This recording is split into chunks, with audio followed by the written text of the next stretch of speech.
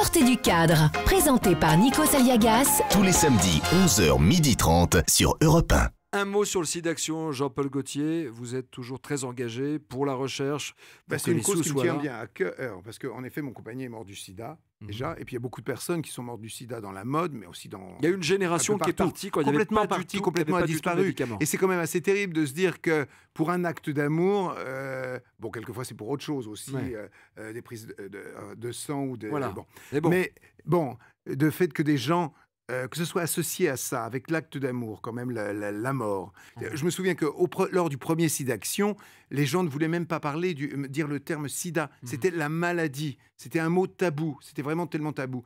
Donc, est-ce qu'on est passé de l'autre côté aujourd'hui, Jean-Paul Gaultier, par exemple, aujourd'hui, certains jeunes se disent bon, on n'en meurt plus du sida de toute manière, voilà, et on ne se protège pas. Alors justement, c'est ça. C'est pas ça qu'il banalisé faut aussi. dire et continuer. Il faut continuer à faire des choses. Et il y a en effet le SIDAction, il y a Amphar aussi, auquel justement je participe, et j'ai déjà participé et fait un défilé avec Madonna d'ailleurs, où elle avait montré ses seins d'ailleurs, c'était pour un défilé Amphar. Je me souviens, j'étais là. Donc je crois qu'il faut toujours être là pour en parler et puis pour dire que... Parce que quand on est jeune, on ne peut pas imaginer, quoi. Maintenant, il y a quand même, je ne sais pas combien de générations, presque 2, non, qui ont vécu le sida. Donc les tout jeunes, ils ne peuvent pas penser, la mort, elle est très loin. Moi, je sais, quand j'étais gamin, le cancer, je pensais que c'était quelque chose de très lointain, je ne savais pas trop ce que c'était. On ne pense pas qu'on puisse attraper quand on est jeune, que la mort peut être là, toute près. Donc il ne faut pas se dire non plus, parce que maintenant, il y a des progrès, il y a des gens qui, depuis 30 ans, sont positifs, mais qui ne sont pas, qui sont toujours en vie.